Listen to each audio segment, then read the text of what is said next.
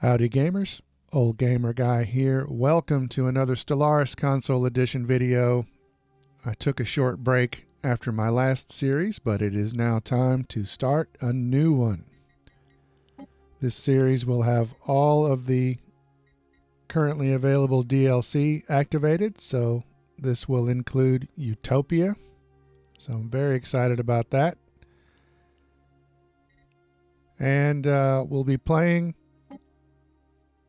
mostly with the same empires that were in my last series. So the Cloud will be participating, and the Serene Cannabinoid Alliance, the Jackass Pact, the Kelzen Stellar Republic, the Hierarchy of Bak, the Derp Coalition, who were the ones that won that last game, the Sacred Cyriland Confederacy, and all of these I don't think I changed any of their traits, so they're all pretty much exactly the same as they were in the last game, except I think I changed the the name of the Derp Coalition's home planet to Planet Phlegm.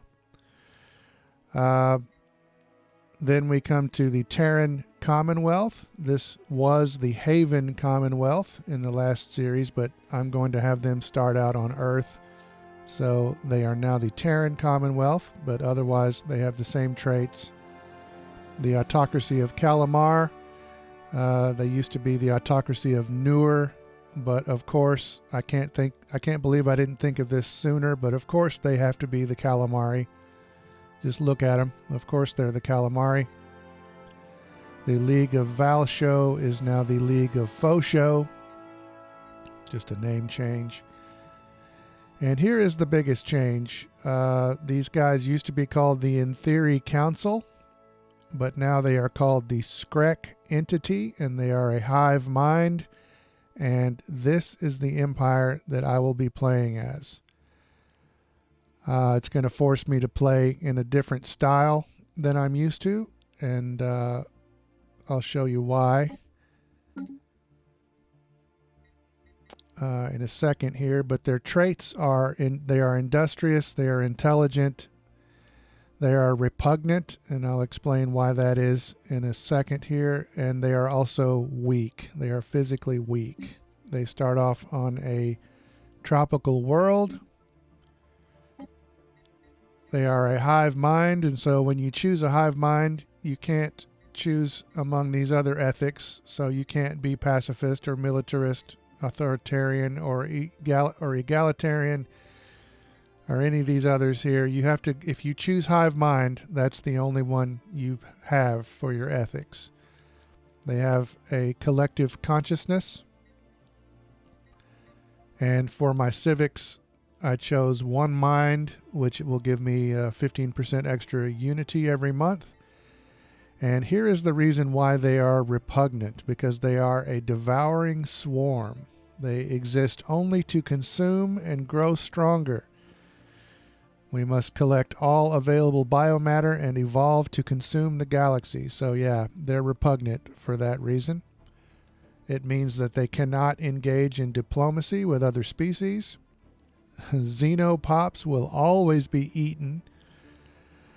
I will gain society research from eating the Xenopops, but I get extra ship hull points. I get some hull regeneration. My army damage is increased by 40%, but the weak trait lowers army damage by 20%. So as a result, I will have a 20% bonus because it's plus 40% here and minus 20% because of the weak trait. And then these other traits also kind of offset each other. Weakness also gives you negative 5% on minerals, but industrious gives you a 15% bonus. So I'll end up plus 10% on minerals and plus 20% on my army damage. And then we also get increased biology research speed. And then we have a negative 100% tradition cost from Xeno slaves. I'm not really sure what that means, but I guess we'll find out. We're going with the regular arthropoid ships because we are arthropoids, and I'm going with energy weapons.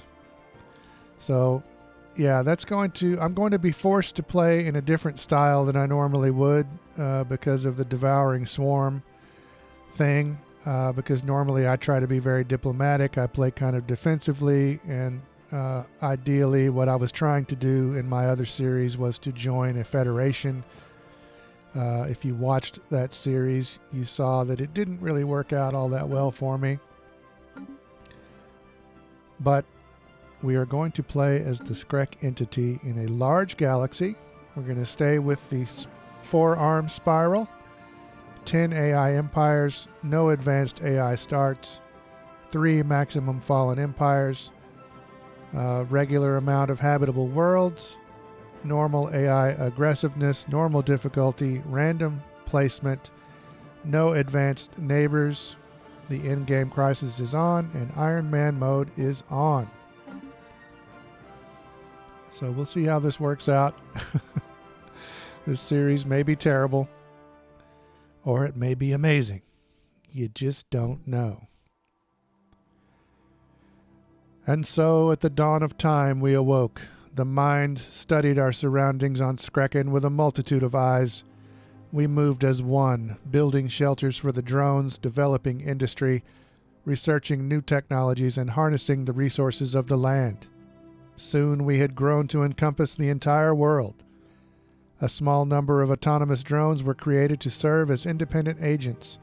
These more formidable drones had the capacity for limited free thought, but were still as inexorably bound to the will of the mind as any of its other instruments. As we achieved complete dominion over Screken, the mind became aware of other worlds, orbiting other suns.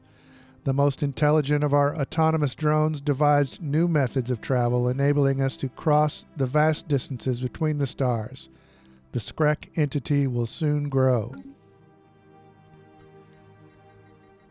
So I'm not going to show very much of the first part of the game in this video, but we'll go ahead and choose our research here. We could automatically get blue lasers. That would be pretty good. Or gravitic sensors. I'm going to go ahead and go with blue lasers right away. Then in society, let's see, monthly influence, naval capacity, heritage site.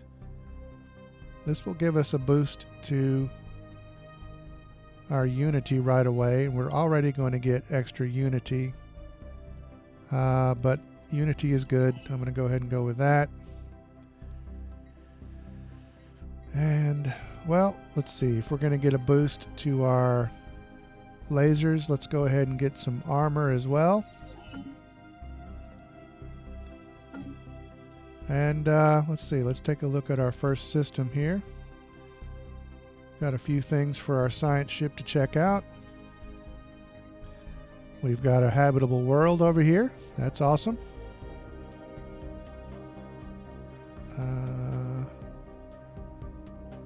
And then another world that could be terraformed once we get that technology. Let's see what our placement is not really what I would like necessarily, but because I would kind of rather be on the outer edge or even the extreme inner edge here. I guess it doesn't really matter. But yeah, maybe I can push over this way and take over all this and then spread out some. That would be good. But first things first, let's go ahead and get our science ship working. There's Screken, and we've got a moon to check out right away. So I will let the science ship get started on that. And I guess I'll go ahead and leave it off here as our science ship begins to survey our system. This is going to be another highly edited series. The last one seemed to go pretty well, having an edited series like that, so I'm going to do that again. But yeah, once again, we'll see how this goes. I'm going to be forced to play in a different way, so it might be a total disaster or it might be incredible. Either way, hopefully it'll be fun to watch. I know it'll be fun to play. But for now, I'm going to leave off here. We'll pick it up here in the next video. Thanks for watching.